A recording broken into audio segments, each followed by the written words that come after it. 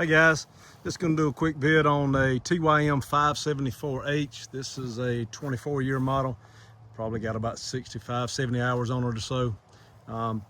With this 574, I'm just going to show a little bit about really the 10-foot cutter and just let you know what a 574 will do with a 10-foot cutter. Now this is a 10-foot bad boy cutter.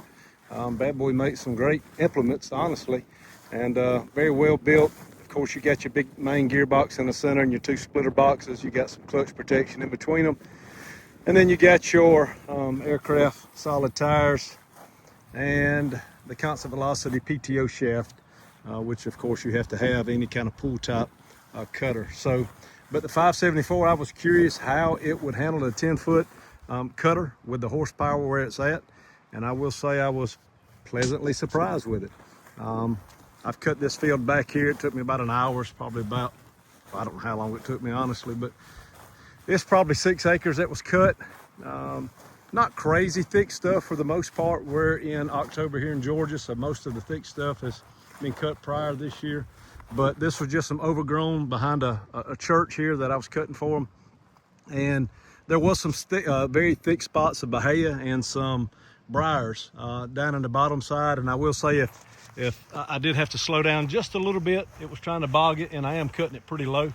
But as far as your regular bahia and weeds and just old trash, yeah, man, it mows it up very well. So I think if you're trying to run a 574 with a 10-footer, I think in the vast majority of your conditions, it would work just fine for it.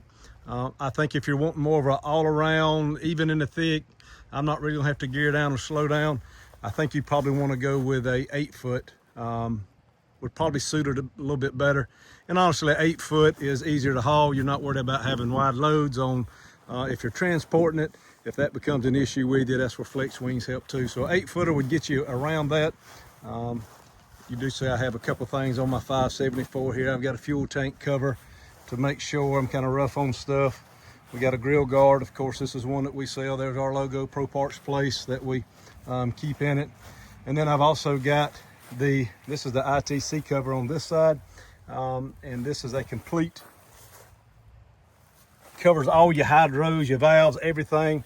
Again, because you're going to run over little sticks and stuff and throw it up in there. I don't have a third function on this machine, but with a third function, you have even more hoses and more things that you could tear up. So this add-on, regardless of where you get it from, I think it's an absolute must on most any tractor.